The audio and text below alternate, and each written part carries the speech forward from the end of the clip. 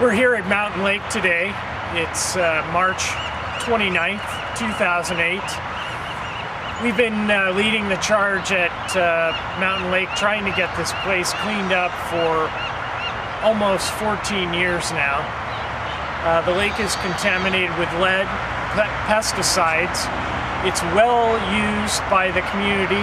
It's a much beloved spot in the community and actually regionally. It's one of the only remaining freshwater lakes. There's a lot of habitat here. There are a lot of people that use it. And I guess what we really want to convey to people is the time for the agencies to be arguing is over. We need action. We need to come together. We need to find the money to spread the risk out among various agencies, and then get this cleanup done so we can move on and enjoy this resource. Very good. Well, welcome everyone, and I just want to commend all of the Friends of Mountain Lake Park for all the work that you've done over the years. From 1994, when we first started on this project, through 1997, those 3 years, we all thought that Mountain Lake was clean. From 97 through 99, Mountain Lake was still determined to be clean at that time, so no monies were contributed in the $100 million for Mountain Lake. Then in the year 2000, there was a study of the pollen in the lake. Cores were drilled by students and professors over at UC Berkeley, and in that process, there was lead contamination found in the lake, and they were in relatively thin little layers. The trust went back in 2001 and did some more sampling, found some more lead. A couple of years passed, there was more sampling in 2004. Further delineated, further found out where the lead was. From 2005 through 2007, the trust and the Restoration Advisory Board worked very strongly with Caltrans, because what became evident and what we'll look at is there are some storm drains from the roadway that go right into the lake. And so for a period of time when leaded gas was used, that those emissions and particles and flow were going right into the lake, creating these layers of lead. So that's one of the problems that we have here at the lake, is that there are these layers of lead. In addition, and maybe Brian, you can speak to this, is the lake was filled in dramatically by the inclusion of this road, Highway 1, and then further sedimentation has been accelerated by a lot of the eucalyptus trees that were here that are no longer here. So now this lead is buried down in the sediment here in Mountain Lake. We think that the process for getting rid of this lead is going to cost several $1 million, somewhere between 5 and 8 million. It's going to make a very large mess here at the lake when that happens. There are a lot of different ways that it could happen. It could be pumped out, could kind of like vacuum up that sediment. It could be dredged out. But in any case, it's going to be quite an involved process, which will go through a public process so everybody knows all the steps along the way. Traffic here. There's a lot of traffic here at Mountain Lake. You probably hear the traffic noise behind me.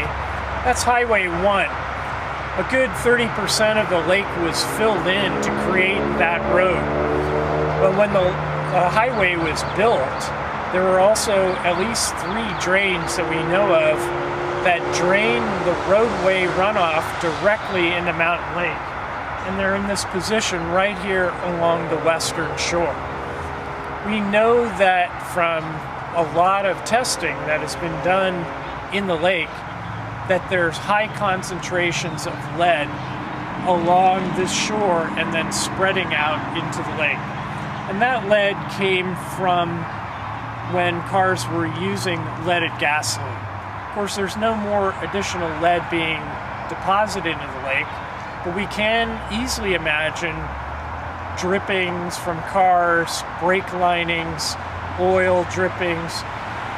We're also concerned that there may be the possibility of the event of a tanker crash of some sort on this part of the lake, that the resulting fluids spill would drain directly into the lake. The problem with that is not only would it contaminate Mountain Lake, but there's a pipeline connection that drains the overflow from Mountain Lake. That pipe is clogged and leaking, and currently the overflow goes into Lobos Creek. So in the event of a major spill, not only would we contaminate this beautiful resource, but potentially the drinking water supply for the Presidio. In addition to lead, we also know that the lake is contaminated with pesticides. These are pesticides that live long in the environment, like DDT, DDE. The Army applied these to the golf course, which also drains into Mountain Lake. So that's an important issue that the dredging will deal with. As I'm thinking about the dredging of Mountain Lake, what would that actually do? What would that look like? Well, there are a lot of ideas. You could have cranes digging down big wedges, scooping up muck. You could have pumping of that material to another site. Effectively, then we would let that sediment settle out in tanks. We would pump off the wastewater. Hopefully it would not be contaminated. We don't think that it would be. That could go to the city storm sewer.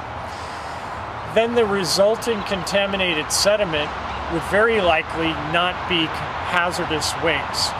And that's because the mixing process of the contaminated sediment with the non-contaminated sediment would result mostly in simply just sediment that would not be contaminated. That waste would be treated and then hauled away. So I think we really have a potential advantage of cleaning up this lake because the material would ultimately not be hazardous.